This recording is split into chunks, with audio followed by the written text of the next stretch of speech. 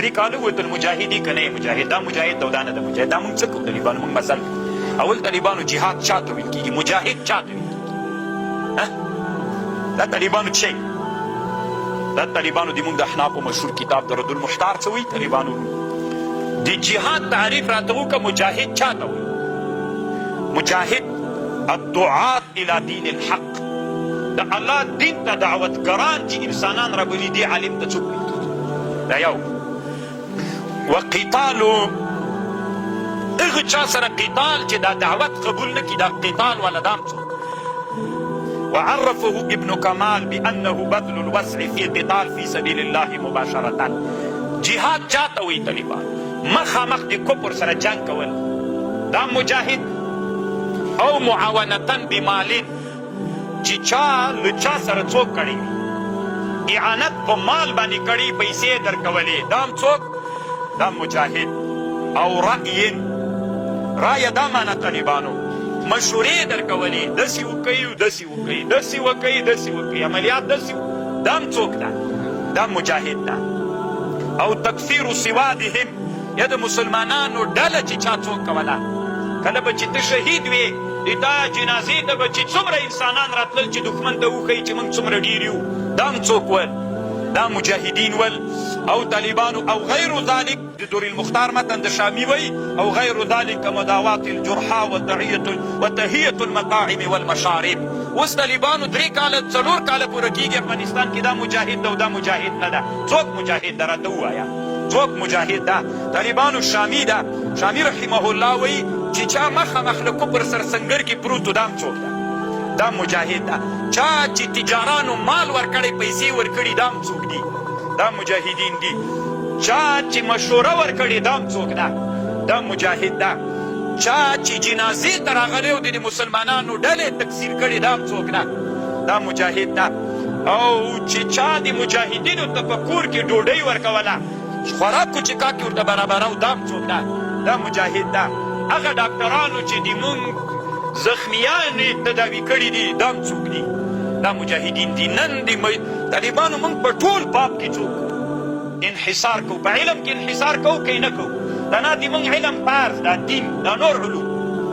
دین طالبانو چې په پښو درېږي په چا درېږي په علوم عصریه باندې درېږي دین چې مترقي کېږي په چا مترقي کېږي په علوم عصریه مترقي کېږي دین ښه زده که خو چې اقتصاد دې کمزوری وي غلام کېږي خو سوال به کوې سوالګر درنه جوړېږي دا اوس ماته ووایه انحصار په علم کې کوو انحصار جهاد ته نازو چاته وایي چې څوک یې کړي دا طالبانو شامي د رد المحتار د ښکاري درته که نه څوک مجاهد شو هر هغه افغانۍ چې تېر 20 کلن جهاد کې مجاهدینو ته اوبه ورکړي ډوډۍ ورکړې هغه ډاکټران چې مریضان یې تداوي کړي هغه انسانان چې تکفیر د سواد یې کړی جنازو ته راتلل زرګونه انسانان به جنازو ته راغلل کافرانو به زړه کې شکر واچو مرعوب به سول چې دا خلک ملت خو له دوی سره ولاړ ده که نه ځکه که موږ سره ولاړ وي د موږ جنازې ته ولې نه راځي چې د دې جنازې د موږ تکثیر د سواد یې کوو که یې نه کوو مال یې کوو که نه نو دا ټول طالبانو شامي رحمه الله وایي د جهاد څوک داعي و دعوتګر چې جهاد تقریر کړی مجاهد مباشر مجاهد مال چې ورکړی مجاهد چې ډوډۍ ورکړي مجاهد چې اوبه ورکړي مجاهد ډاکټر چې د چا تداوي کړي صرف طالبانو روح الماني د هغه شهاب جهاد هغه ته ځان کې ولې منحصروي چې تنازع مجاهد یم دا نور مجاهدین نه دي خو که دین را سره مني دین خو ټول همدغه طالبانو دی په دې باندې بحث کوي طالبانو ورونو چې دی وایي دلایل راوړي په دې باندې چې هغه مجاهد ده مال یې چې ورکړی ده ځکه د هغې لپاره دلیل من جهز غازیا فی سبیل الله فقد غزا فقد غزا جهاد یې کړی که نه مجاهد نو مفهوم د جهاد چې کوم تعریف کړی د نه را ټول په مجاهدینو کې څوک دي نو چې دا ملت مو ټول مجاهد وکنه طالبانو زه خپل ملت درته ښیم په رب العالمین چې د ما په ملت کې چې د ما خپل شخصي ولسوالۍ مو ده قسم په الله باندې انشاءالله په ټوله ولسوالۍ کې به داسې کور الا ډېر کم به داسې وي چې هغه به مجاهدینو ته 20 کاله مبارزه وه چې ټوکه خو نه وکړه هر کور کې مجاهد واوسېده کور کې شپه ورکړله نو نن ته مجاهد سولې هغه مجاهدین نه سول خفه کوي نن هغه څوک چې د تا ټول عمر یې د تا تداوي کول هغه مجاهد نه سو ته مجاهد سولې نو خو جهاد خو دا ټول جهاد د فقه وي خپله فقه ما طالبانو دا تنا شامي درته راوړه که نه دا نور کتابونه مې راواخله بیا مې څه یې کوي که مني یو کتاب باندې مني که نه خدای دې بېخي نه در باندې مني مجاهدین دي که نه دي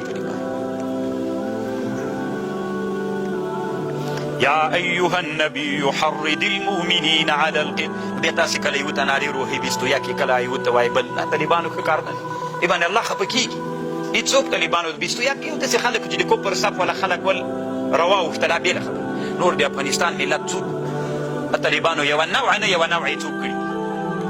یا ایها النبی حرد المؤمنین علی القتال تیز که مؤمنان په قتال باندې یکم منکم کچرت ول تاسن 20 صابرون یغلبون 200 و یکم منکم 100 یغلبون 1000 من الذین کفروا بانهم قوم لا یفقهون الان خفف الله اول که طالبانو